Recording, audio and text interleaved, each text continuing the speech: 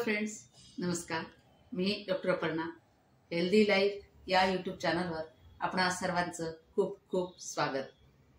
आपण आजच्या भागामध्ये बघणार आहोत जे अष्टांग योग आहेत, यम, नियम, आसन, प्राणायाम, प्रत्याहार, धारणा, ध्यान आणि समाधी. त्यापैकी यम हे जे पहिलं अंग आहे त्याचे आपण 5 भाग बघितलेत: सत्य, अहिंसा, अस्थैर्य, अपरिग्रह, ब्रह्मचर्य. आजच्या भागामध्ये जो दुसरं अंग आहे नियम, त्याच्यापैकी त्याच्यामधला पहिला जो भाग आहे शौच, त्याबद्दल माहिती जाणून घेणार आहोत.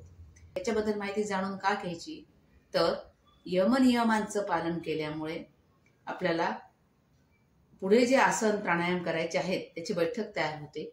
आपल्याला अष्टांग योग जो सांगितलेला आहे त्यातलं शेवटचं अंग जे ध्यान, धारणा, समाधी आहेत, बहिरंग अंतरंग योग जे आहेत, तिकडे जाण्याआधी जर आपला पाया पक्का असेल तर आपण त्यामध्ये प्रगती करू शकू.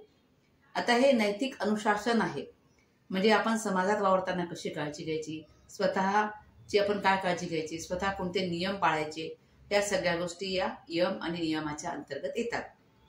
आता यम आपण मागे पाहिलेत. यम मध्ये काय, समाजात आचरण करताना काय काय काळजी घ्यायची ते आपण बघितलं. आणि आजचं जे नियम बघणार आहोत त्या नियमामध्ये आपण आपल्या स्वतःसाठी काय काय काळजी आपण घेतली पाहिजे ते बघायचं आहे. आता पहिलं आहे शौच. आता शौच म्हणजे काय, तर शुद्धता, पवित्रता, स्वच्छता. म्हणजे आपल्या शरीराची स्वच्छता.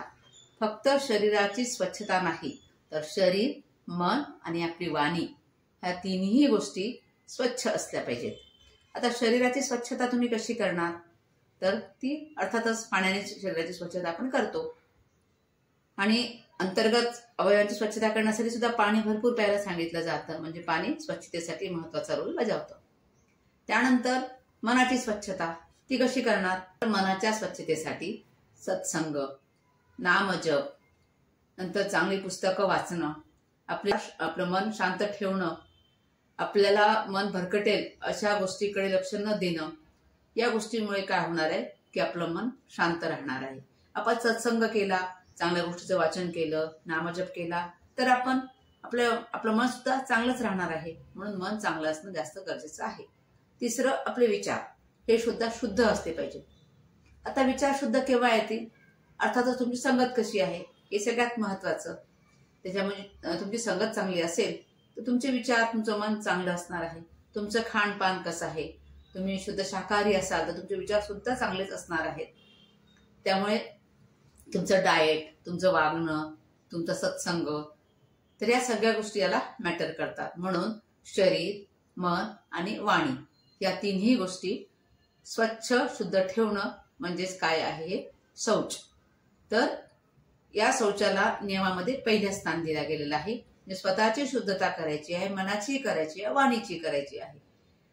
तर शौच समजून घेणं खूप महत्वाचं आहे.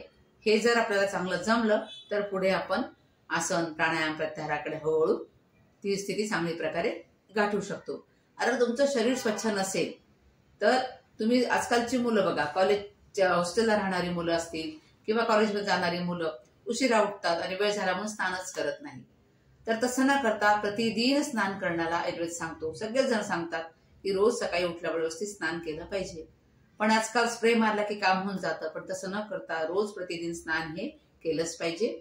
आणि बाकीच्या गोष्टी तर मन शांत ठेवण्यासाठी सांगितल्या, विचारवाणीसाठी सांगितल्या, त्या तर करायच्याच आहे. तर माझा व्हिडिओ कसा वाटला जरूर लाईक करा, शेअर करा, कमेंट करा. आणि तुम्ही जर या चॅनलवर नवीन असाल, अजून माझं चॅनल सबस्क्राईब केलं नसेल तर माझं चॅनल जरूर सबस्क्राईब करा. धन्यवाद.